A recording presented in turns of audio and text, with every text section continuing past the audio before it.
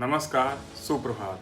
सीधी सरल भाषा के साथ कम समय में विस्तार में सिर्फ काम की बात। आज का विषय है न्यूज़ ट्यूटोरियल में जीव विज्ञान और पर्यावरण। बात कर रहे हैं हम परमाफ्रॉस्ट का पिघलना, समस्या और समाधान। यह ट्यूटोरियल हिंदुस्तान टाइम्स में 5/8/2021 को प्रकाशित हुआ था। नाम था will the next killer disease originate in the Arctic. इसमें परमाफ्रॉस्ट के पिघलने से उत्पन्न चिंताओं और इस दिशा में आवश्यक उपायों की चर्चा की गई है। पहले आइए परमाफ्रॉस्ट पे बात करते हैं। परमाफ्रॉस्ट वह क्षेत्र है जो कम से कम लगातार 2 वर्षों से 0 डिग्री सेल्सियस से कम तापमान पर जमी हुई अवस्था में है। मूलतः यह स्थायी रूप से जमे हुए भूमि क्षेत्र उत्तरी और दक्षिणी ध्रुवों के निकट पाए जाते हैं। उत्तरी गोलार्ध में लगभग 1/4 भूमि में परमाफ्रॉस्ट मौजूद है। यद्यपि यह भूमि क्षेत्र जमे हुए होते हैं, लेकिन आवश्यक रूप से हमेशा ये बर्फ से ढके नहीं होते हैं। देखते हैं क्या है। पृथ्वी एक गंभीर संकट का सामना कर रही है।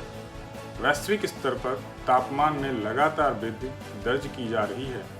ग्रीष्म लहर, सूखा, समुद्र का अम्लीकरण और समुद्र का बढ़ता जलस्तर जैसी घटनाएं नई चुनौतियों को जन्म दे रही हैं।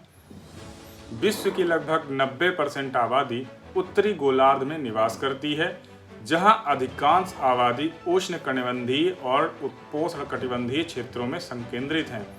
वैश्विक तापमान में हो रही वृद्धि इन क्षेत्रों को काफी अधिक प्रभावित कर सकती हैं। वैज्ञानिक उन अप्रत्याशित समस्याओं को लेकर भी चिंतित हैं जो परमाफ्रॉस्ट और हिमनादों के पिघलने से उत्पन्न हो सकती हैं। उसके पिघलने से संबंधित समस्याएं आइए देखते हैं। जलवायु परिवर्तन के खतरे को और गहरा करने में योगदान।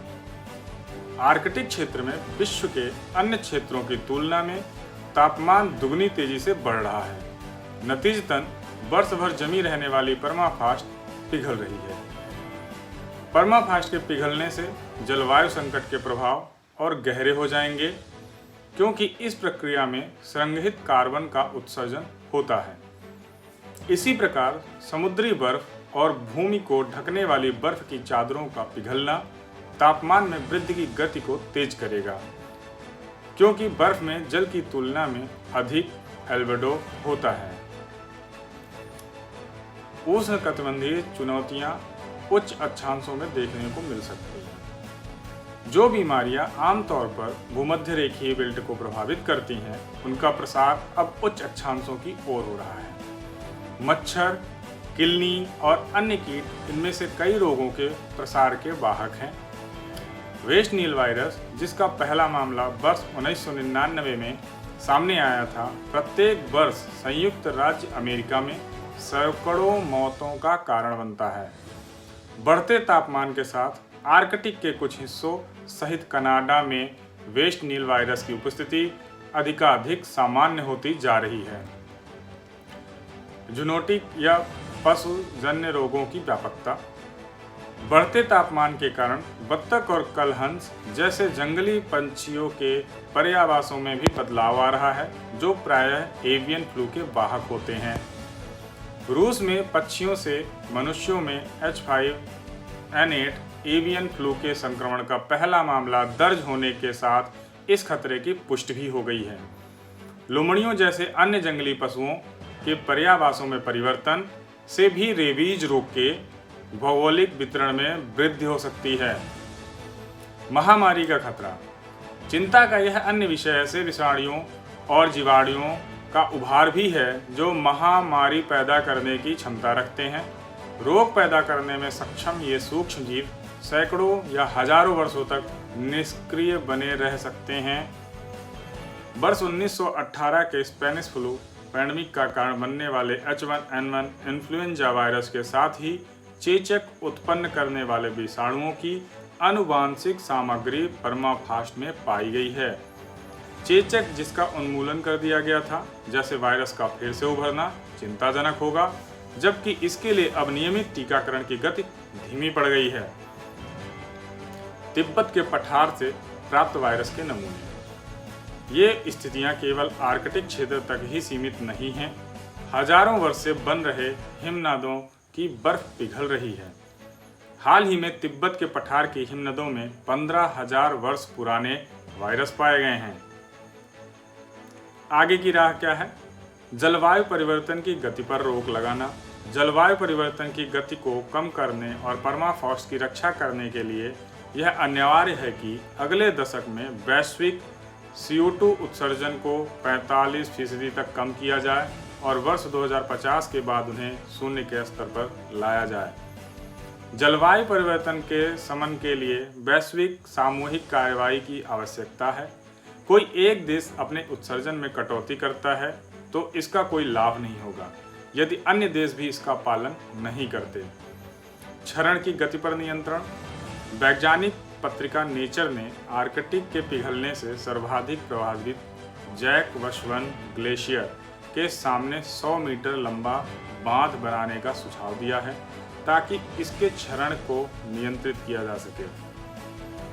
कृत्रिम हिमखंडों को संयुक्त करना। इंडोनेशिया के एक वास्तुकार को रिफ्रीज द आर्टिक नामक परियोजना के लिए पुरस्कृत किया गया है, जिसमें पिघलते हुए ग्लेशियर के जल को इकट्ठा करने और इसके अवलीकरण और पुनः जमाने के साथ बड़े हेक्सागोनल हिमखंडों के निर्माण जैसी कार्रवाइयाँ शामिल हैं। इन हिमखंडों के बृहद आकार के कारण इन्हें संयुक्त कर एक विशाल ग्लेशियर का निर्माण किया जा सकता है। हिमखंडों की मोटाई में वृद्धि करना। कुछ शोधकर्ताओं ने अधिक बर्फ निर्माण के रूप में एक समाधान प्रस्तुत किया है। उनके प्रस्ताव में पवन ऊर्जा द्वारा संचालित पंपों के माध्यम से ग्लेशियर के निचले हिस्सों को बर्फ जमा कर शीर्ष पर फैलाना है ताकि ये जम जाएं और ग्लेशियर की स्थिरता को मजबूती प्रदान करें। लोगों को जागरूक करना। टुंड्रा और उसके नीचे का परमाफ्रॉस्ट हमारे लिए सुदूर क्षेत्र प्रतीत हो सकता है, लेकिन हम पृथ्वी पर कहीं भी रहते हों, हमारे दैनिक कार्य जलवायु परिवर्तन में योगदान करते हैं।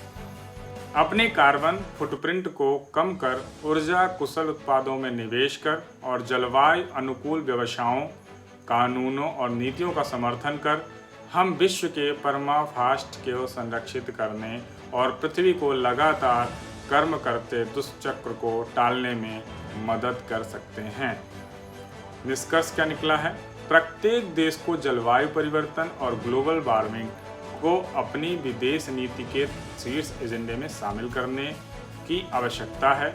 हमें यह जरूरी कदम उठाना ही होगा और जिस शीघ्रता से हम इस दिशा में आगे बढ़ेंगे, हमारी जलवायु कार्रवाइयों का उतना ही अधिक लाभ उठाएंगे। आपसे निवेदन है कि चैनल को सब्सक्राइब करें, वीडियो पसंद आए तो उसे लाइक करें।